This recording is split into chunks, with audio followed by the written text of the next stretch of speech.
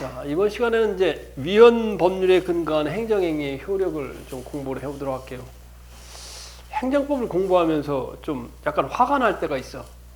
이렇게 어려운 것을 공부를 해야 되느냐. 선뜻 시험 문제가 났을 때 이 판례나 이런 내용들을 이해하지 못하면 이런 문제는 풀기가 굉장히 어렵거든요.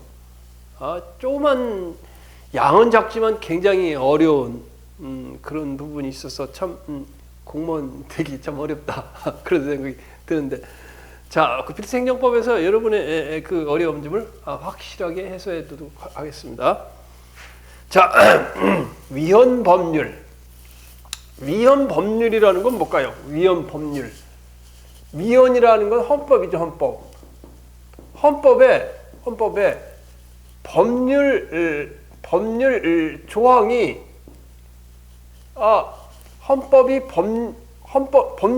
우리가 법은 여러분이 알다시피 헌법, 법률, 그다음 명령, 조례, 규칙 뭐 이렇게 이제 쭉 나눠지잖아요.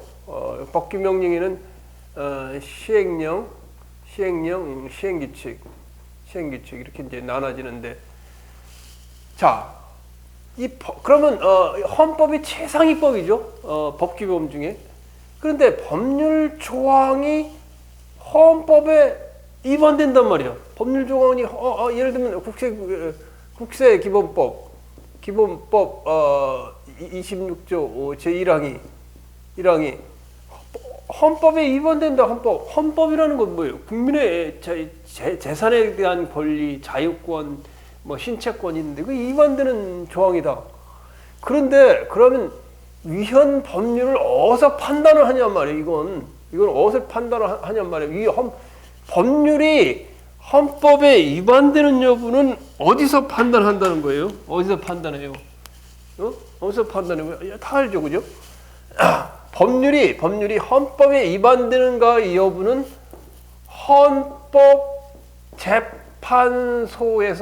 헌법재판소에서 판단을 한단 말이에요. 헌법소원이나 이제 헌법재판에 의해서. 자, 그리고 우리가 또 보면 이 명령 조례 규칙이 시행령 시행규칙 조례 규칙이 법률에 위반되는지 헌법에 위반되는지 여부는 어디서 판단해요? 판단해요? 이걸 먼저 알아야 돼. 이걸 먼저 알지 않으면 뭐가 왜 그런 소리를 하느냐고 이 위헌 법률에 대한 행정 규칙에 대해서 이야기를 못 해요. 이해가 안 돼. 명령 조례 규칙에 대한 규칙이 상위법인 법률에 헌법에 위반되는지 여부는 어디서 최종 판단을 해요? 대법원에서 판단하죠. 대법원. 각급 법원이 판단하는데 최종 판단은 대법원에서 한단 말이에요. 법률이 헌법에 위반되는지 여부는 헌법재판소에서 판단을 하고, 명령 조례 규칙이 법률이나 헌법에 위반되어 있는지 여부는 대법원에서 판단한단 말이에요. 이걸 일단 전제로 알고 있어야 되겠죠, 그죠? 그래서 위헌 법률이 헌법에 위반되거나 또는 시행령, 시행규칙, 조례 규칙이 법률이나 헌법에 위반된다는 게 판단이 돼서 어디서? 하나는 헌법재판소에서 법률이 헌법에 위반된다는 판단이 나고, 하나는 대법원에서 시행령, 시행규칙이 법률과 헌법에 위반된다는 것이 판단이 된단 말이에요. 판단이 된다. 그런데 그러면 이것에 근거한 행정행위는 뭐예요? 행정행위는 행정처분이에요? 행정처분이 행정행위예요? 행정처분은 뭐예요? 공권력 행사죠. 공권력 행사가 행정처분이잖아요. 자, 국세기본법 26조 제1항이 만약에 헌법에 위반된다라고 위헌이라고 만약에 판결이 났어. 헌법재판소에서 판결이 났어. 자, 그래. 국세기본법 26조 1항이 뭐냐? 예를 들면 양도 담보된 재산은 1년 전에, 그러니까 납세 일로부터 양도 담보된 1년 전에 양도 담보된 재산은 압류를 하지 못해. 이게 국세기준법 26조 1항이란 말이에요. 납세일로부터 1년 전에 양도 담보된 재산을 압류하지 못한다. 이게 또 그러면 또 이게 이렇게 물을 거예요. 양도 담보가 뭡니까, 선생님? 양도 담보. 양도 담보라는 건 양도한다. 그 소유권을 다른 사람한테 이전시키고 은행에 딱 이전시켜주고 돈을 빌리는 거예요. 양도 담보는 양도. 담보를 해. 담보를 제공하고 돈을 빌리는데 양도를 해. 소유권을 줘. 그 돈을 빌려. 나중에 돈을 갚으면 자기 소유권으로 다 해줘. 이게 양도 담보예요.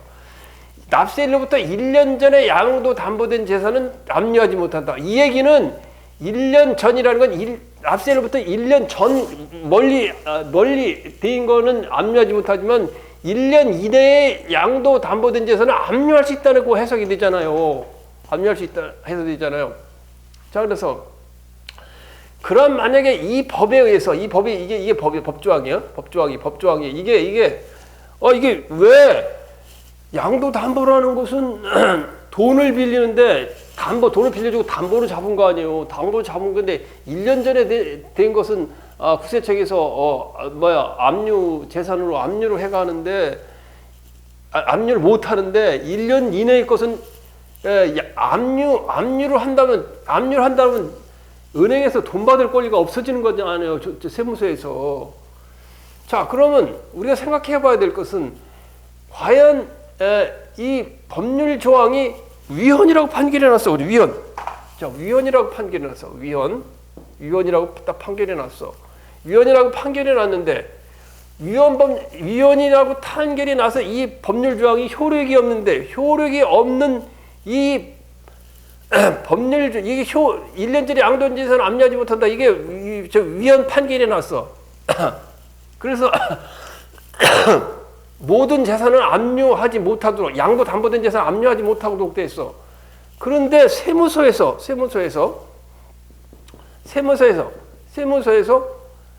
양도 갑이라는 사람이 있고 을이라는 사람인데 갑에게 양도 담보된 재산을 이게 위헌 판결이 났어. 이게 위헌 판결이 났어.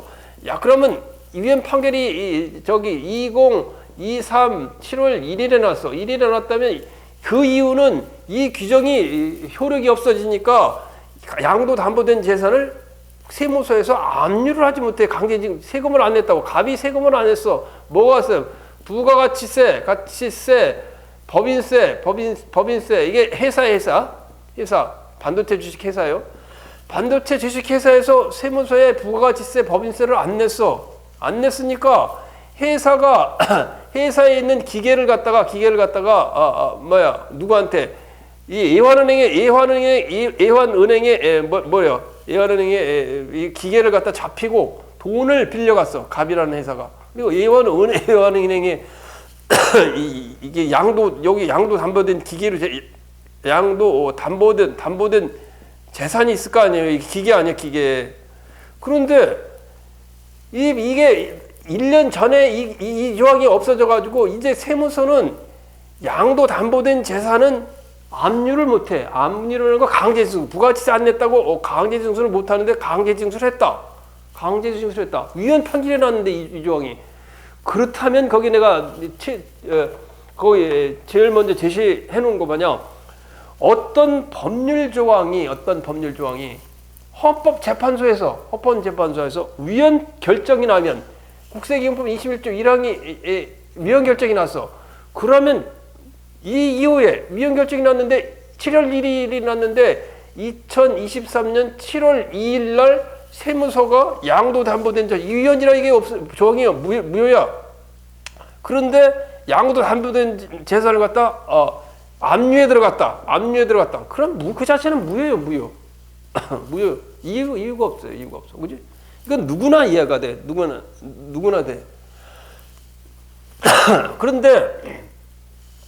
그런데 지금 문제는 뭐냐면 위헌 판결이 나기 전에 이 조항이 위헌 판결이 나기 전에 위헌 판결은 2024년 7월 1일이라고 그랬잖아요. 2023년 5월 1일 날, 5월 1일 날 압류가 들어갔어. 압류. 누가? 세무서에서 갑회사가 부가가치세 법인세를 안 내니까 을 애환은에게 양도담보로 맡기고 돈 빌린 이 양도담보된 재산을 압류를 들어갔어. 세무서가. 위헌은 2023년 7월 1일 날 났는데 2023년 5월 1일 날 행정처분이 들어갔단 말이에요. 법률 위헌 판결은 7월 1일이 났는데 이날 위헌이 나면 그럼 이 조항은 위헌인데 이게 위헌 아니에요? 위헌인데 그럼 그 전에 내려진 행정처분은 어떻게 될 것인가? 그걸 묻는 거예요. 그건. 이것이 나고 그 후에 행정처분이 있으면 당연히 무효지. 근데 이 조항이 위헌이 났는데 그 전에 이루어진 행정처분은 뭐냐? 위헌 요 조항에 의해서 압류가 들어갔던 이 압류 처분은 어떻게 되는 거냐? 그 처분의 효력이 뭔지 무효인지 두 가지. 무효인지 이 조항이 없어진 이 무효가 되는 위헌 판결이 났는데 과연 2013년에 세무서가 갑회사의 예환은행에 맡긴 양도담보 재산을 갖다가 압류를 했을 때 이게 무효인지 취소인지 이걸 묻는 거예요. 뭔지 이해가 가요? 위헌법률에 근거한 행정처분의 효력 그거는 그런 말이에요. 지금 얘기하면 예를 들면 국세기본법 26조 1항 법률 조항이 헌법에 위반되는 여부가 위헌 판결이 났어. 요 조항이 위헌 판결이 났어. 언제? 2023년 7월 1일에. 그런데 이 조항이 났는데 이 양도담보된 재산을 압류하지 못한다가 위헌 판결이 났으니까 양도담보된 재산을 아예 압류를 못하는 거 아니야. 근데 7월 2일 날 하루가 지난 7월 2일 날 세무서가 갑의 재산을 양도담보된 재산이요. 양도담보된 재산을 압류했다. 위헌 판결했는데 어떻게 양도담보된 재산을 압류하냐고. 무효란 말이에요. 그건 이유가 없어. 그런데 그럼 그게 아니고 2023년 7월 1일 날 이 조항이 위헌 판결이라는데 그 전에 2024년 5월 1일 날 압류를 양도담보된 재산에 대해서 압류를 한 건 어떻게 된 거냐? 어떻게 되냐? 그거에 대한 부분이에요. 무효냐 취소냐 둘 중에 하나야. 그러면 여기 또 하나 알아야 돼. 또 하나 알아야 되는 게 앞에서 배웠어요. 무효와 취소가 어떻게 구별이 되나? 왜 법원에서 이걸 따지느냐? 내 화가 난다는 이유는 공무원들한테 이거 지금 이런 것까지 배워가지고 시험 공무원 되는데 무슨 이익이 있느냐 그런데 좀 화가 나요. 너무 어려워. 자, 앞에서 했어요. 무효와 취소에 대한 구별. 일단 불가쟁력. 자, 불가쟁력이라는 게 뭐예요? 불가쟁력이라는 것은 행정처분에 대해서 다툴 수 있느냐 다툴 수 없느냐의 문제예요. 그 불가쟁력은 제소기간이요. 취소할 수 있는 행정행위는 불가쟁력이 발생해요. 제소기간에 제한을 받아요. 그런데 만약에 이 처분이 무효라고 한다면 불가쟁력이 적용을 안 받아. 그래서 기간에 제한 받지 않고 언제나 무효기 때문에 무효 확인 소송을 제기를 할 수가 있어요. 취소는 만약에 처분이 있은 날로부터 압류 처분이 있은 날로부터 90일, 처분이 있으면 안 날로부터 90일, 처분이 있는 날로부터 1년이 지나면 취소 소송을 제기하지 못해요. 그런 차이가 있지. 또 앞에서 제시한 게 또 뭐가 있어요? 하자의 승계도 우리가 배우진 않았는데 하자의 승계는 다음 시간에 좀 공부를 하려고 그러는데 취소할 수 있는 무효의 행정행위는 하자의 승계가 인정된다고. 취소할 수 있는 행정행위는 하자의 승계가 인정이 안 돼요. 하자의 승계라는 것은 선행행위가 불가쟁력이 발생했어도 후행행위에서 선행행위의 위법성을 다툴 수 있는 걸 하자의 승계라고 그래요. 무효에선 적용이 되지만 취소에는 적용이 안 돼요. 자, 왜 이 위헌범죄를 근거한 행정처분의 효력이 왜 문제가 돼? 무효냐 취소를 할 때 하는데 무효냐 취소를 왜 따지냐 말이야. 그 다음에 무효인 행정행위는 전환이라는 게 이제 전환. 그 다음에 취소인 행정행위는 전환이라는 것은 치유가 가능해. 병이 들면 치유가 가능한 거 마냥. 자, 그 다음에 소송은 아까 얘기한 대로 소송은 이거는 무효등 확인 소송으로 해야 돼요. 무효등 확인 소송은 아까 제소 기간을 제한을 받지 않는다 그랬죠. 취소할 수 있는 행정행위는 뭐예요? 취소 소송에 적용을 받는다. 이건 제소 기간에 제한을 받는다고요. 자, 또 중요한 게 하나가 있어. 마지막 중요한 건 뭐냐? 물론 이제 여러분이 배우지 않은 취소 소송에는 사정 판결이 적용된다 이런 것도 있죠. 사정 판결. 처분이 판결이 청구가 이유가 있어서 인용하거나 기각하는 판결이 공고목이 차서 기각하는 판결이 사정 판결이에요. 취소소송에는 사정 판결이 인정이 안 돼요. 하나 더 얘기를 들면 가장 중요한 건데 구성요건적 효력, 요건적 효력. 구성요건적 효력이 뭐라 그랬어요? 공정력이라 하죠. 공정력은 무효인 행정에는 공정력이 적용 안 돼요. 공정력이 적용 안 되기 때문에 구성요건적 효력은 어때서 행정처분에 대해서 민사법원이나 형사법원이 마음대로 못하는 거죠, 그죠? 그래서 취소소송의 경우는 구성요건적 효력이 인정되기 때문에 만약에 과세부가 처분의 위법성이 경미하다 그러면 구성요건적 효력을 제거하고 그 다음에 민사소송에 의한 부당이 등에 대한 반항 청구 소송을 제기해야 돼요. 그러나 구성요건적 효력이 여기는 취소소송에는 인정된다고 말이에요. 그러나 무효등 확인 소송에는 구성요건적 효력이 인정이 안 돼요. 안 돼요. 따라서 과세처분이 무효인 경우에는 직접 과오나 취소성을 직접 제기할 수가 있어. 취소를 직접 제기할 수 있어요. 앞에서 한 내용이에요. 내가 설명 한 내용이에요. 자, 그래서 지금 내용을 검토해 보면 위헌법률에 근거한 행정행위의 효력이 뭐냐? 아까 얘기한 대로 헌법재판소에서 법률 조항이 위헌이라고 판결하거나 명령, 조례, 규칙의 조항이 법률에 위반된다, 헌법에 위반된다고 대법원이 판단하거나 그렇게 되면 그것에 근거한 행정처분의 효력이 어떻게 되느냐의 문제다. 그런데 위헌 결정이 있고 헌법재판소나 대법원에서 위헌 결정이 있고 그 후에 이 위헌 결정된 조항에 의해서 행정처분한 거는 여기서 법률 조항이 무효라고 그랬어요. 위헌이라고 그랬으니까 위법이라고 그랬으니까 당연히 이 후에는 효력이 없다. 무효다. 그러나 위헌 법률 조항이 헌법에 위반되는 여부가 위헌 판결이 났는데 그 전에 2023년 7월 1일에 위헌 판결이 났는데 그런 2024년 5월 1일에 세무서에서 양도 담보된 자산에 대한 압류 처분의 효력이 어떻게 되느냐? 무효이냐? 취소이냐? 이거를 묻는 거예요. 이해 가요? 안 가요? 이거 잘 가야 돼. 이거 뭐 아무리 책 한번 여러 번 뚫어지게 읽고 100번을 읽어봐. 여러분 이해 가는가? 학원 강사 얘기 듣고 이해가 가는가? 안 간단 말이에요. 자, 그럼 대법원 판결은 뭐냐?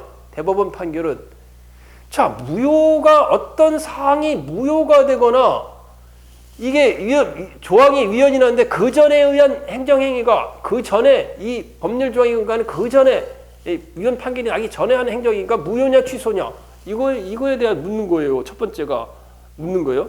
자, 어떻게 대법원은 답변을 하냐? 자, 무효가 되기 위한 학설과 판례는 뭐예요? 중대성. 뭐가 내용이 중대성. 이 법률 조항이 내용이 중대하니까 위헌 판결이 났겠죠. 그리고 이거에 근거한 이거 위헌 파기하기 전에 행정처분을 하는 거지 효력이 어떻게 되냐? 무효가 되기 위해서는 그 위법성이 중대하고, 그러니까 위헌 이 법률의 위법성이 중대하고, 그 다음에 뭐 하나가 뭐예요? 명백해다. 예형적으로 봤을 때 명백하다. 명백하다. 그래야만 무효가 된단 말이에요. 그런데 지금 생각해 보자고. 이 조항이 헌법 법률 조항이 중대하고 명백하게 한다. 내용이 분명히 양도 담보된 재산이 명의 소유권을 다른 사람한테 이전해 주는 사적인 재산이 세무서에서 압류를 들어간다는 것은 국가의 조세 채권이 개인의 채권보다 먼저 선행한다는 거예요. 그 자체가 이게 위헌이다. 왜 납세자의 이 개인의 사적인 재산권을 보호해 주지? 이게 무효다. 그러면 그런 중대성은 중대성이 인정되는데 이 조세 채권의 확보를 보호하기 위해서 지금까지 예형적으로는 이게 누구나 봐서 이게 무효다 이렇게 주장을 할 수 없는 것이, 예형적으로 완전히 무효라고 하면 이 조항이 아예 조항이 없었겠죠, 그죠? 없었고 만들 당시에도 없어졌어야 될 거 아니에요. 그래서 중대성은 인정되나 대법원 예는 하재 중대성은 인정되나 명백성은 아니다. 누가 봐도 이게 명백해야 돼. 이 조항이 납세일부터 1년 전에 양도 담보된 재산은 압류하지 못한다. 그거는 그 양도 담보된 재산권을 보호하기 위해서 돈을 빌려줬잖아. 은행에서 회사에 돈을 빌려줬으니까 돈을 받으려면 양도 담보된 재산을 갖고 있어야지 나중에 돈 빌려준 돈을 받을 거 아니야. 그래 이해가 돼. 그런데 1년 전이 아니라 1년 이내에 된 것은 안 된다. 근데 이게 명백하거나 그걸 하지 않다는 거지. 이 명백하진 않단 말. 누구나 인정이 돼야 되는데 명백하진 않다. 그러면 중대성을 인정되나 명백성이 인정되지 않다는 것은 어떤 내용이 돼요? 무효야, 취소야. 취소 사유가 된다 그 말. 취소 사유. 무효가 아니라는 얘기지. 이 무효가 되기 위해서는 내용이 중대하고 예형상으로 명백해야 된다 그 말이에요. 이해가 가요? 이해가죠, 그죠? 자 지우고 이 내용들을 좀 자세히 진도를 나가볼게요. 여러분들이 혼자 공부하면서 참 애를 많이 먹을 거예요. 설명해 주는 사람도 없고, 이게 답안을 보고 그 자료를 보고 외우려고 하다 보니까 마찬가지 원리로 헌법재판소에서 위헌 판결이 나온 것뿐만 아니라 대법원에서 명령이나 조례 규칙이 위헌 판결이 난 경우도 마찬가지 법리가 적용된다 그 말이에요. 그 얘기를 하려고 하는 거예요. 위헌 법률 또는 위헌 명령에 근거한 행정행위 효력이 없느냐. 위헌 명령이라면 시행령, 위헌 명령이 뭔지 법규 명령에 대해서 좀 또 잊어먹었을 거예요, 그죠? 법규 명령은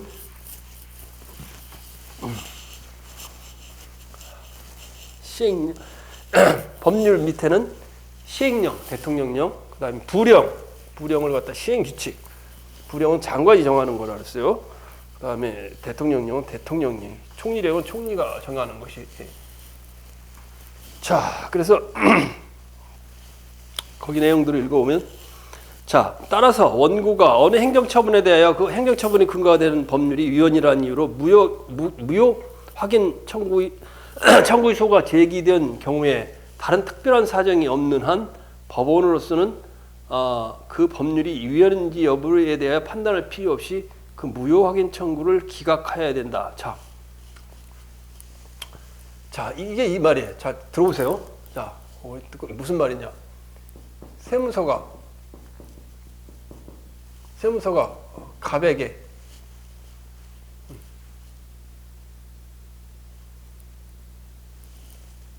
갑은 회사예요. 반도체 회사.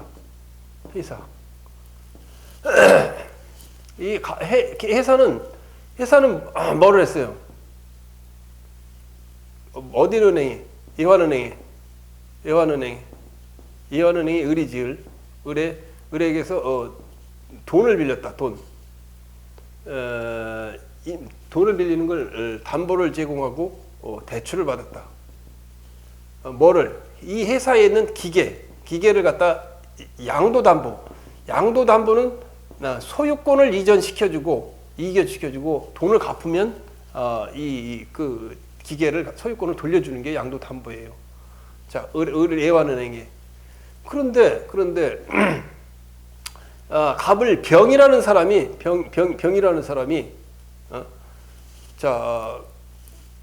세무서에서 그런데 갑이 회사가 망했어. 갑이 회사가 망해갖고 그 세무서에 법인세, 부가 가치세, 방위세 이런 걸 내야 되는데 회사가 망해갖고 돈을 못 내. 그러니까 이 회사의 강제징수는 뭐예요? 세금 안 내니까 독촉, 그다음에 압류, 강제 처분하려면 강제징수를 하면 압류가 들어가요. 압류한다. 압류를 하는데 갑 회사에 가서 보니까 뭐 재산이 없어. 다만 기계 같은 종류는 명의를 예완은행에 이전시켜 줘갖고 예완은행에 이전시켜 줘가지고 이쪽으로 예완은행이 소유권이 가지고 있어. 그러면 재산이 없으니까 세금을 받아내야 되고 양보도 담보된 재산을 갖다 압류를 들어가야 되겠죠. 압류. 그런데 압류된 재산은 여기 지금 대출을 받았잖아요. 대출을 받은 걸 갖다가 병이라는 사람이 갚아주고 양도 담보된 상황을 병이 갖고 있어. 병의 명의로 해놨어. 이 사건이 굉장히 복잡한 거예요. 그래서 가장 중요한 건 압류처분이야. 압류처분. 그런데 이 양도 담보된 재산의 근거가 된 국세기본법 제 26조 제 1항이 위헌 판결이 났다. 위헌 판결이 났어요. 그러면 어떻게 해야 돼? 병이라는 사람이 양도 담보된 재산을 받고 있어. 그럼 이제 법원에 소송을 제기해야 되겠어. 소송을 제기해야 되겠지. 이 26조 1항 양도 담보된 재산은 뭐예요? 양도 담보된 재산은 압류하지 못한다. 압류할 수 없게 다 바뀌었잖아요. 바뀌었으니까 이제 병은 법원에 소송을 제기해야 돼요. 소송을 제기했는데 과연 이 위헌 판결이 난 조항에 의해서 압류 처분이 들어간 거예요. 세무서에서. 그러면 이 압류 처분이 무효냐, 취소냐? 이 압류 처분이 위헌 법률에 근거한 압류 처분은 무효가 아니라고 그랬죠. 취소할 수 있는 행정행위라고 그랬죠. 아까 무효는 아니라고 그랬어. 무효라가 되기 위해서는 중대하고 명백해야 되는데 이 조항이 명백하다고 하다면 이 조항 자체가 존재하지 않았겠지. 그러니까 취소할 수 있는 사유예요. 따라서 병은 법원에 압류 처분에 취소 소송을 제기해야 돼. 취소송을 제기해야 돼. 취소송을 제기해야 되는데 이 병이라는 사람은 왜냐하면 양도 담보된 이 대출을 받고 양도 담보된 게 예완은행 갑회사의 기계가 예완은행 명으로 돼 있었잖아요. 병이 이 대출 예완은행에 갑이 빌리는 돈을 갚아주고 자기 명의로 양도 담보 재산을 가져왔다고. 그래서 문제가 된 거예요. 그러면 이 병은 취소소송 압류처분 취소소송을 제기해야만이 이 기계에 대한 압류를 풀고 자기 기계를 확보해갖고 돈을 받을 거 아니에요. 그런데 압류처분 취소소송을 제기하지 않고 병이 무효 확인 소송을 제기했다. 무효 확인 소송. 무슨 무효 확인 소송이 있느냐? 압류처분 취소소송을 제기해야 되는데 압류처분 무효 확인 소송을 제기했단 말이에요. 무효 확인 소송을 제기했으니까 어때? 무효 확인. 이게 무효가 아니잖아. 무효가 아닌데 무효 확인 소송을 제기했으니까 이것은 기각이다. 기각. 이유가 없다. 각하가 아니고 기각이라는 말이에요. 기각. 당연 무효가 아니므로 취소소송으로 다투어야 하니까 단 특별한 사정이 없는 법원으로서 그 법률이 위헌 여부인지에 대해 판단할 필요도 없이 위헌 여부에 대한 판단할 필요 없이 그 무효 확인 청구를 기각해야 된다. 뭔지 알겠죠, 그죠? 취소소송으로 제기해야 되잖아, 법원이. 이게 무효가, 이 사항이 무효인, 암시처분이 무효가 아니고 위헌법률에 근거한 위헌법률이 되기 전에 한 것은 무효가 아니고, 취소가 아니고, 무효가 아니고 취소라고 할 수 있는 행정이잖아요. 그러니까 암시처분 취소소송을 제기해야 되는데, 병이라는 사람이 무효등 확인소송을 제기했기 때문에 이 자체는 무효 확인소송을 할 이유가 없으니까 기각해야 된다. 이 시험이 엄청난 거예요. 처음에 나왔을 때. 기각해야 된다. 그 다음에 이 무효가 아니고 무효가 아니라 취소하다. 이거 시험에 맨날 나오는 이게 뭔 말인지 여러분 이해가 가겠어요? 자, 그다음 두 번째. 교재에 나와 있는 대로 행정처분이 근거가 되는 시행령이 처분의 위법 여부에 대해서 대법원 판결이 선고되지 아니한 상태에서 행정처분이 당연 무효가 되는 거 아니면 취소소송의 전제가 된다. 이것도 마찬가지예요. 이것도 마찬가지예요. 청소년 보호법이 있어요. 청소년 보호법이 있고 청소년 보호법 시행령이 있어요. 시행령에 어떻게 나오냐면 동성애를 뭐라고 나오냐면 동성애를 조장하는 것. 동성애를 조장하는 것 이렇게 나와요. 실제 별표에 이렇게 나오면서 동성애를 조장하는 거 이런 유해 매체물은 인터넷상 유해 매체물 결정 고시해서 못하게 막는 걸 규정해 놨어요. 청소년보호법 시행령에. 그래서 이 동성애 사이트를 운영하고 있던 사람이 이게 시행령에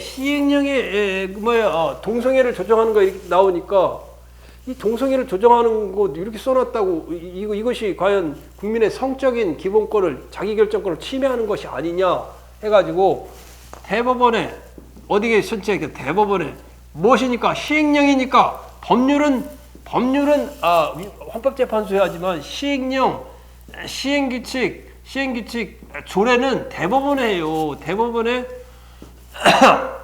위헌 판결 요청을 이제 하고 있는데 아직 결론이 안 나고 요청을 올렸는데 결론이 어떻게 날지 모르는데 하고 있다면 그 말이에요. 일반적으로 시행령이 헌법이나 법률에 위반된다는 사정은 그 시행령 규정을 위헌 또는 위법이라 하여 무효라고 선언한 대법원 판결이 선고되지 아니한 상태. 대법원에서 위헌 판결이 선고되기 전, 선고됐다면 모르지만 선고되기 전에는 어때요? 그 시행령 규정에 대해 위헌 내지 위법 여부가 어때? 결정이 된 거 아니에요? 결정이 안 됐지.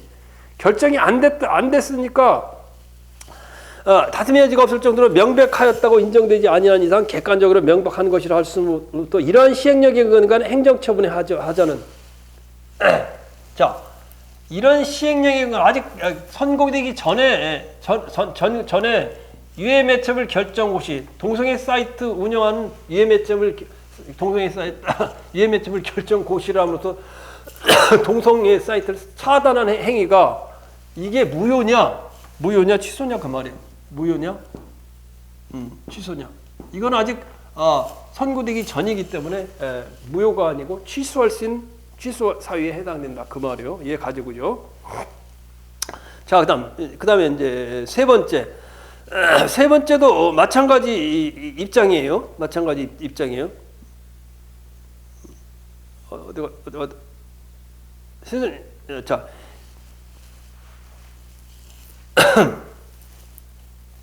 자, 서울시장이 있어요. 서울시장이 있고, 그 다음에 강남구청장이 있어. 강남구청장.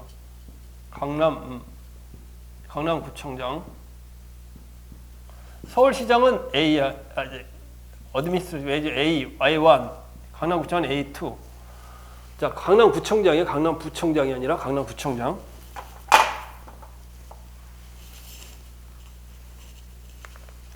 자, 서울자치사무에는 국가사무가 있어. 국가사무가 있고 앞에서 기관 위임 사무가 있죠. 사무가 있고 사무가 있죠. 가치사무가 고유사무가 있어요. 그래서 국가사무는 국가가 권한을 가지고 있어요. 그래서 예를 들면 건설업 면허 정지 처분은 국가 위임 사무이기 때문에 국가 위임 사무예요. 국가가 위임한 사무이기 때문에 건설업 면허 정지 처분은 누가 갖고 있느냐? 도지사 서울시장이 갖고 있어요. 도지사 서울시장이 갖고 있어요. 그런데 어떻게 된 거예요? 강남구청장에게 만약에 이 건설업 면허 정지 처분을 강남구청장에게 위임하려고 하면 조례로는 안 돼. 조례로는 안 되고 이 건설업 면허 정지 처분 국가 위임 사무이기 때문에 국가 위임 사무는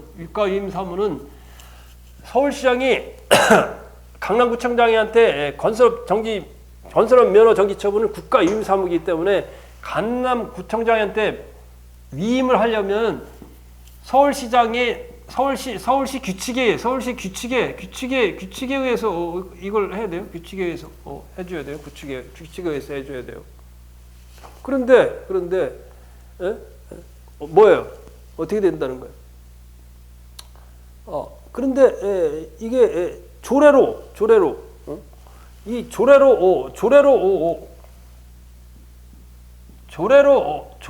위임해가지고 국가위임 사무를 갖다가 조례로 위임해가지고 강남구청장이 건설회사에 건설업 면허 정지 처분했단 말이에요. 조례로 위임하는 경우는 안 돼요. 조례로 위임하는 건 이런 규칙으로 위임해야 돼. 국가위임 사무이기 때문에. 그래서 조례로 위임한 경우는 권한 없는 행위가 돼요. 과연 이것이 국가위임 사무를 서울시 규칙으로 위임해가지고 강남구청장이 할 수 있도록 건설업 면허 정지 처분을 했으면은 그거는 적법하고 합법인데 조례로 위임하기 때문에 권한 없는 행위를 한 거 아니에요. 그러면 권한 없는 행위가 없는 조례로 위임한 행위가 위임한 행위로 이루어진 건설업 면허 처분이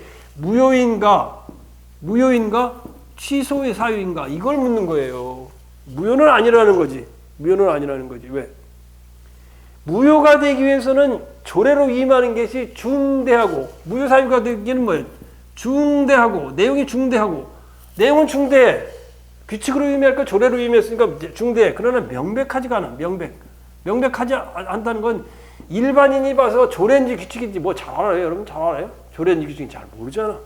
명백하지 않다는 거예요. 따라서 이 경우는 취소 사유가 된다 그 말이에요. 자, 이해 가죠, 그죠? 이해 갈 거예요. 어렵죠, 그죠? 자, 그 다음에 물 한잔 마시고. 자, 그 다음에 이제 그 앞에 위헌 법률에 근거한 위헌 명령에 근거한 행정처분의 효력은 무효가 아니고 취소할 수 있는 것이다. 만약에 취소할 수 있는 행정행위에 대해서 무효 확인 소송을 제기했다면, 만약에 취소 소송을 제기하면 괜찮은데 무효 확인 소송을 제기했다면은 취소 소송을 제기할 걸 무효 확인 소송으로 제기했잖아요. 그렇기 때문에 기각해야 된다. 이유가 없어서 기각해야 된다. 시험에 엄청 팀에 나왔던 걸 팀에 나왔는데 이게 뭔 말인지 여러분들 어려웠을 거예요. 자, 그 다음에 이제 어떤 법률 조항이 헌법재판소에서 위헌 판결이 났단 말이에요. 위헌 판결이 났다면 그 위헌 판결이 미치는 효력, 소급표가 어떻게 되느냐.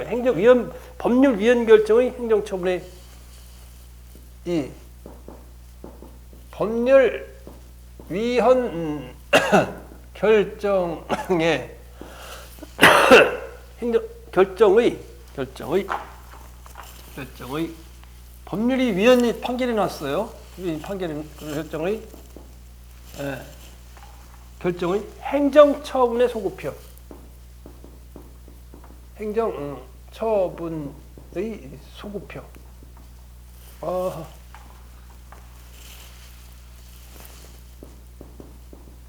참 어려워요. 참 어떤 정말 화가 나.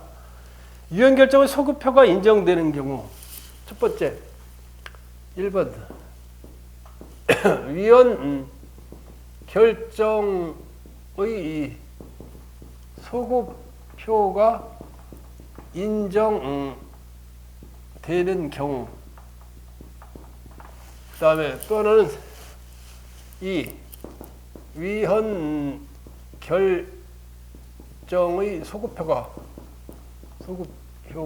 인정되지 않는 경우. 이 두 가지로 나눌 수가 있죠. 자, 첫 번째. 첫째 일반 원칙을 보면 어떤 법률 조항이 헌법재판소의 위헌 결정은 위헌 결정을 한 당해 사건에 그 효력이 미친다. 자, 이것도 소송을 하다 보면 처음에 어려운 거예요. 아까 얘기한 대로 국세 기본법 기본법이죠. 기본법 제26조 제1항이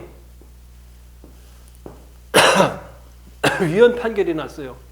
위헌 판결이 왜 났어? 압류 처분, 압류 못하는 재산에 대한 것이 1년 이내 양도, 담보, 재산, 세무서 압류 처분 가능. 이거에 대해서 위헌 판결이 난 거 아니에요. 위헌 판결이 난 건 뭐예요? 아까 세무서가 갑이 있고 을이 있고 병이 있는데 병은 이 재산을 압류 처분을 갖다가 뭐예요? 취소를 해야만이 돈을 받을 수 있었을 거 아니에요. 그러니까 그러면 뭐야? 왜 돈 받으려고 압류 처분, 자기 돈 갚아준 거 받으려고 하는 거니까 당해 사건이에요. 위헌 그래서 이 1년 이내 1년 전에만 한 것이 압류 처분을 하지 못한다 이렇게 해놨는데 이것도 1년 이내의 재산도 압류 처분 못한다 이렇게 요청하는 거. 위헌 심판을 올린 당해 사건, 병의 당해 사건에서 위헌 결정 소급표가 미치는 건 당연하죠, 그죠? 당연한. 이게 가지고죠. 자기가 헌법 소원을 해가지고 뭐 왜 하겠어? 돈 받으려고 하려고 하는 거 아니에요. 근데 그 당해 사건에 그 위헌 결정의 효력이 안 미치면 어떻게 하냐고. 누가 소송을 하냔 말이에요. 자, 그 다음에 동종 사건. 자, 요것도 이어나요. 위헌 결정이 있기 전에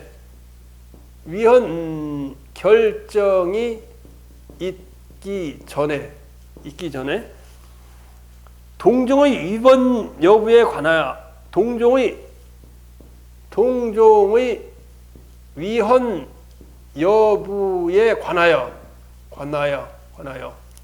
위헌 여부에 관하여 위헌 여부 심판을 제기하였거나 위헌 결정이 있기 전에 이미 동종의 위헌 여부에 이거 똑같은 사건에 가서 이야기했거나 아까의 법률에 대해서는 이건 헌법재판소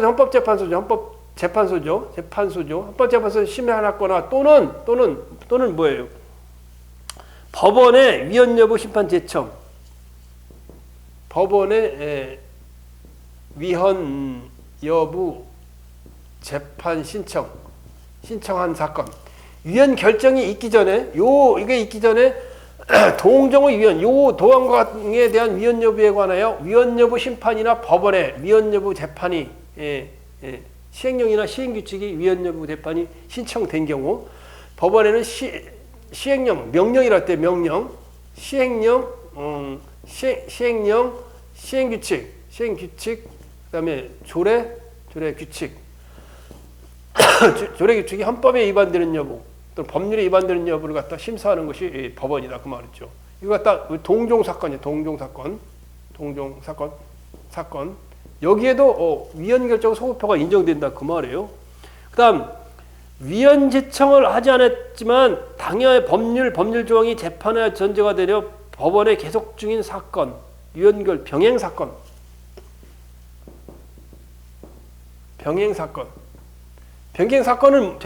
뭐냐? 위헌 제청은 신청하지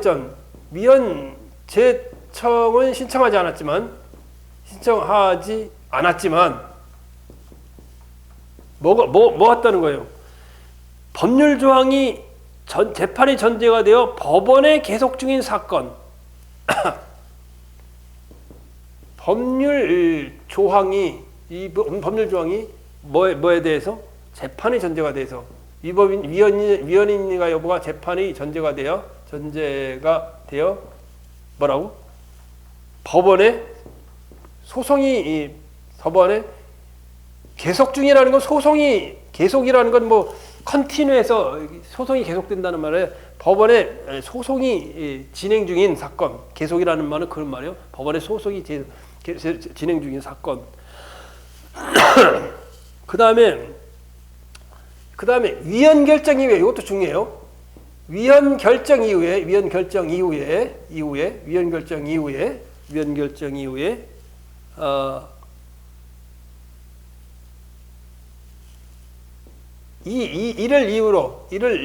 이 이유로 제소된 사건, 이거 갖다 우리가 일반 사건이라고 해요. 일반 사건. 자, 첫째, 당해 사건. 당해 위헌 결정 전제가 돼서 올리는 당해 사건. 위헌 결정이 있기 전에 동정의 위헌 여부에 관하여 위헌 여부 심판 법원에 위헌 여부 재판이 신청돼 있는 사건. 그 다음에 위헌 제청 신청은 하지 않았지만은 법률 조항이 재판이 전제가 되어 법원에 재판이 진행 중인, 위헌은 신청 안 했지만 병행 사건. 그 다음에 위헌 결정 이후에 이를 이유로 제소된 사건, 일반 사건. 이거에 위헌 결정의 소급표가 인정된다 그 말이에요. 자, 그래서 그 밑에 보면, 그 밑에 판례를 보면, 자, 보자고. 판례에 보면 일반 사건이 있어요. 일반 사건. 1989년.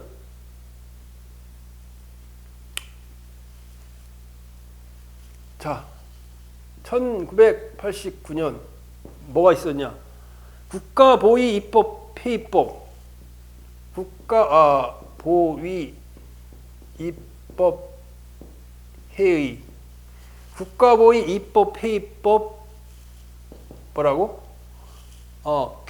부칙 제4당 부칙 제 사항 후단. 후단이 뭐라고? 위헌 판결이 났단 말이에요. 자, 1989년 국가보위 입법회의 부칙 제4항 후단이 위헌 판결이 났다. 이게 뭔 얘기냐? 갑작스레 뭐 뜬금같이 이게 뭔 얘기냐? 빨리 설명을 해야 되겠네. 전두환 대통령이 어떻게 했어요? 쿠데타를 일으켜가지고 국회를 해산시켰어. 총칼 들고. 국회를 해산하고 1980년에 국회를 해산하고 설치한 것이 국가보위 입법회의요. 국가보위 입법회의는 뭐냐? 국회를 해산시키고 국회 기능을 하도록 만든 게 국회예요. 그런데 이 국가보위 입법회의 부칙 제4항에 보면, 아니, 국회를 갖다가 지 맘대로 국회를 해산하고 국회를 만든 거예요. 그리고 여기에 근무하는 국회의 도서관 직원은 이게 국가보위 입법회의 부칙에서 국가보위 입법회의 도서관, 국회 도서관이 국가보위 입법회의 도서관으로 명칭이 바뀌어요. 바뀔 때까지만 그 신분을 유지한다 그렇게 돼 있어. 쿠데타를 일어나고 국회 대신에 국가보위 입법회의를 했는데 이게 국회를 기능을 그대로 흡수해 가는 거예요. 근데 국회 도서관 직원을 국가보위 입법회의 도서관 직원으로 하는데 국가보위 입법회의 도서관을 오픈하는 날 기존에 있던 도서관 직원은 어떻게 된다고? 직장을 잘린다 그러면 직장을 잘린다. 이게 말이 돼요? 말이 되냐고. 그래 잘렸갖고. 그래 1980년 5월 달인가 이 직장을 잃었어요. 잃어서 잘린 거예요. 직업 선택의 자유가 없어진 거예요. 잘린 거지. 그런 게 1989년에 이게 위헌 판결이 났어요. 그래서 이 도서관 직원이 갑자기 난데없이 직장 다니다 잘린 거 아니에요. 그래서 한 1986년에 이제 특별 임명이 됐어요. 특별 임명. 이제 1987년에 민주화 운동이 돼서 이제 전두환이 끝나기 이제 1년 전에 특별 임명으로 다시 채용돼서 국회에 근무하게 했는데 가장 중요한 건 1980년도 5월 달부터 1986년도까지 6년간 뭐예요? 실직 생활을 한 거 아니에요. 퇴직금도 받고 월급도 받고 그거 받아야 될 거 아니야. 그래서 이 위헌 결정이 1989년에 난 이후에 이 사람이 뭘 소송을 제기냐면 이때 이 무효를 기반으로 해서 이거에 대한 면직 처분에 대한 무효 확인 소송을 했단 말이에요. 면직 처분에 대한 무효 확인 소송. 그러면 지금 이거의 결정이나 위헌 결정 이후에 이를 이유로 제소된 사건, 일반 사건이지. 일반 사건은 소급표가 미친단 말이에요. 그러니까 위헌 결정이 89년 하는데 그 이후에 이 면직 처분, 갑이라는 사람의 면직 처분 취소 소송을 제기했으니까 어때요? 당연 무효인 처분이지. 당연 무효인 처분이 돼버린 거예요. 일반 사건이기 때문에. 따라서 어떻게 되겠어요? 호봉을 받을 수 있겠지. 2080년에 특별히 임명되면서 호봉이 1호봉으로 돼 있지만 이제 이게 면직 처분으로 되는 바람에 1980년도에서 80에서 86년 동안에 월급, 그 다음에 퇴직금, 그 다음에 호봉 인정 싹 받아야 되겠지. 그런데 재수없게 이 소송을 다투던 중에 정년이 지났어요. 그래가지고 이제 각하 결정이 났다고. 그러니까 더 화딱지난 거 아니야. 정년이 지날 때까지 안 되니까. 그러니까 이제 이게 명직 처분에 대한 무효 확인 소송을 해서 승소를 했다고. 승소를 하는 바람에 이제 퇴직금하고 월급 그 보상 다 받을 수 있게 되는 거지. 그 말이에요. 이해 가죠, 그죠? 그 말이에요. 자, 이해 가죠, 그죠? 그래서 거기 그 말이에요. 어떤 법률 조항이 위헌 결정이 나면 그 법률 조항은 위헌 결정이 있는 날부터 효력이 상실되므로 위헌 결정 이후에 이 법률이 효력이 상실됐을 때 위헌 결정 이후에 제소된 일반 사건, 위헌 결정 이후에 이때 면직 처분 무효 확인 소송을 제기했다면 위헌 결정이 효력에 미치니까 그가 무효가 되는 거죠. 자, 그 다음에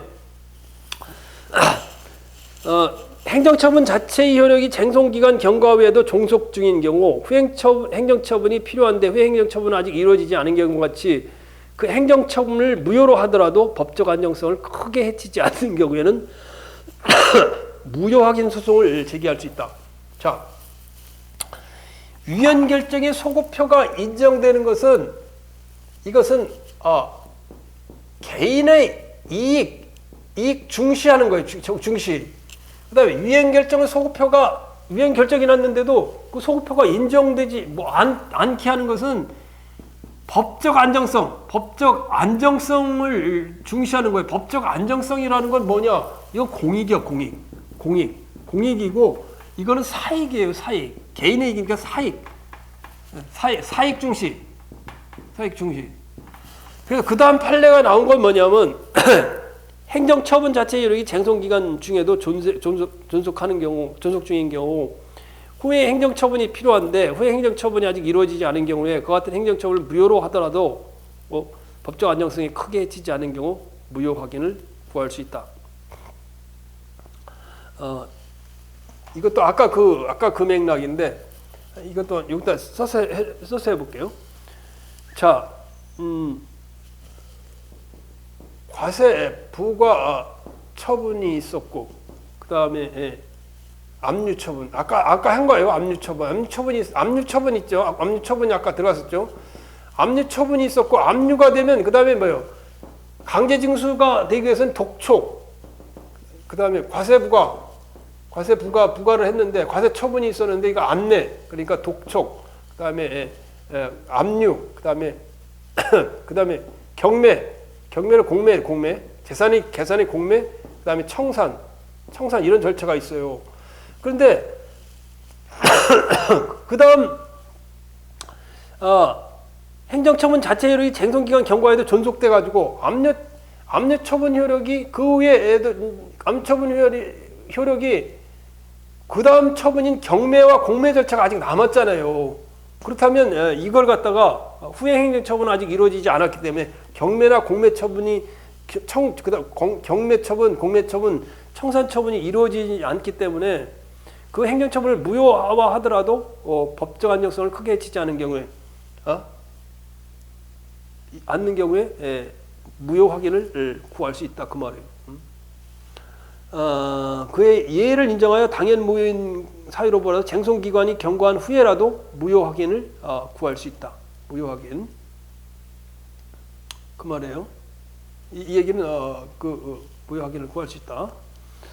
자, 그다음에 위헌 결정의 소급표가 인정되지 않는 경우, 첫 번째 인정되지 않는 경우 거기에 써 있어요. 취소 소송의 제기 기간이 경과하여 취소 소송의 제기 기간이 경과. 취소 소송의 제기 기간이 경과한다는 건 뭐예요? 확정력이 발생했다는 거예요.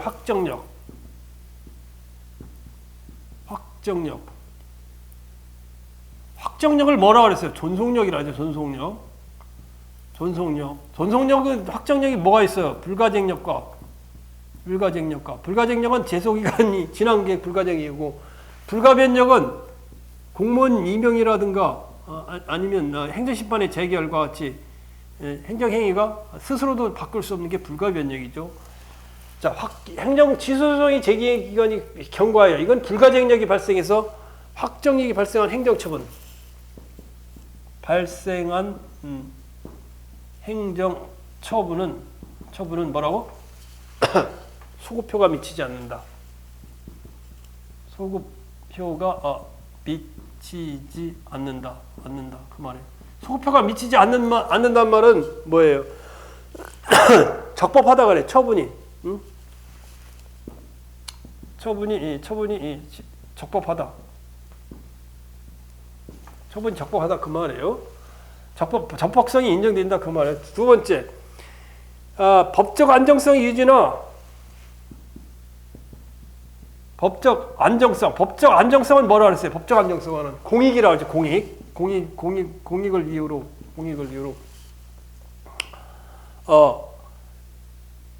유지나 당사자의 신뢰 보호를 해요. 당사자의 신뢰 보호를 위하여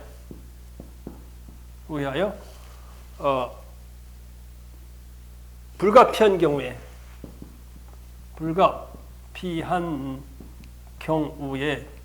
뭐라고? 위헌 결정의 소급표가 인정된다. 위헌 결정의 소급표가 인정된다. 이거는 적법하다. 뭐가 적법하다? 처분이 적법하다 그 말이에요. 자, 그 사례를 볼게요. 그 사례를 보면 자 보자고. 시간이 넘어가네. 시간을 얼른 해야 되는데 너무 자세하게 설명하다 보니까. 자, 보자고. 갑이라는 사람이 기계직이에요. 기계직이라는 사람 기계직인데 서울시 이 공무원이에요. 서울시 공무원이에요. 그런데 금고 이상의 옛날 지방공무원법에 뭐라고 나왔냐면 금고 이상 뭐예요? 형의 선고유예를 받으면 당연 퇴직돼야 돼. 공무원이 안 돼. 그래서 갑이라는 사람이 사문서를 위조해 가지고 6개월의 금고를 받고 형이 선고가 됐어요. 그런데 서울시에서 이걸 조사를 안 하다 보니까 이 사람을 갖다 기계직 공무원으로 임명을 해가지고 무려 21년을 근무했어. 21년을 근무했어. 21년을 근무했어요. 근데 지방공무원법에 나오는 조항이에요. 지방공무원법, 공무원법. 21년을 근무했는데 이게 발각이 난 거예요. 발각이 나가지고 21년 근무하고 발각이 나가지고 1975년 임명 당시에 1990 몇 년? 90 몇 년이야? 정확히 연도가 99년에 당연 퇴직이 돼버렸어. 다시 당연 퇴직이 돼버렸어. 응? 당연 퇴직이 됐어. 그런데 당연 퇴직이 되고 나서 금고 이상의 성의 성계의 유예를 받은 지방공무원법 조항이 이게 위헌 판결이 나서 위헌 판결이 나버렸어. 위헌 판결이 났어요. 그러면 이 사람이 21년을 근무하고 이제 99년에 21년 근무하고 당연 퇴직이 됐다가 아주 불쌍하니까 특별 채용해서 기계직으로 다시 6급 1호봉을 했어. 1호봉. 6급 1호봉이 아니라 6급 1호봉에 특별 채용으로 잘렸다가 여기 이제 당연 퇴직돼서 잘렸다가 특별 채용으로 해서 미안하니까 6급 1호봉을 뭐했는 1호봉이라는 호봉 책정을 했는데 이 호봉 책정이 원래는 21년을 했으니까 22호봉이 돼야 되죠. 그런데 이게 이제 22호봉이 돼야 되는데 어떻든 이게 무효가 돼서 그래서 이 사람이 소송을 제기한 거지. 소송을. 왜 그게 안 되냐? 나는 안 되냐? 그런데 이 경우는 법원이 뭐냐면 공익 차원에서 당연히 퇴직될 사람을 21년간 근무해 줬는데 지금 이게 위헌 판결이 났다고 그래서 이 사람이 구제받는 건 아니다. 1975년 임명 당시로 75년인지 정확히는 모르겠는데 임명 당시로 이미 당연 퇴직이 돼서 이 사람은 보호받지 못한다 그 말이에요. 왜? 공익 차원에서 법적 안정성 차원에서 보호받지 못한다 그 말이에요. 그래서 호봉 인정을 받지 못했다 그 말이에요. 이해 가죠, 그죠? 자, 그 다음에 위헌 법률에 근거한 처분의 집행력. 이것만 하고 끝내자고. 위헌 법률에 근거한 처분의 집행력. 이거 시험에 많이 나는 거예요. 몇 번 났는데 앞으로도 날려나 모르겠어. 하여튼 이 부분이 혼자 공부하면 굉장히 어려워요. 내가 얘기한 설명을 들으면 여러분들이 이제 잊어먹지 않고 이렇게 하겠지만 이해를 안 들었을 때는 너무 혼자 할 때는 어렵고 시간이 많이 걸리고 그래요. 위헌 법률에 근거한 처분의 집행력. 위헌 법률에 근거한 처분의 집행력. 자, 헌법재판소 위헌 결정의 국가의 기관의 기속력. 당연하겠지. 헌법재판소에서 법률에 위헌 결정이 나면 뭐 어떻게 됐어요? 헌법재판소 위헌 결정이 나면 뭐를 했어? 법원, 국가기관, 행정부, 지방자치단체, 자치단체는 갖다 기속한다. 이거 따라야 된다 그 말이에요. 따라야 된다. 따라서 위헌 결정이 났다 그러면 위헌 결정이 난 조항을 가지고 행정처분을 또 못한다 그 말이에요. 그거 하면 무효다 그 말이에요. 두 번째가 시험에 많이 나요. 위헌 결정 전에 행정처분의 기선력. 위헌 결정 전의 행정처분의 기속력. 자, 강제집행이 있어. 강제집행을 하는데 이미 과세처분을 해서 과세처분이 있었어 이미. 근데 과세처분의 근거가 된 근거 조항이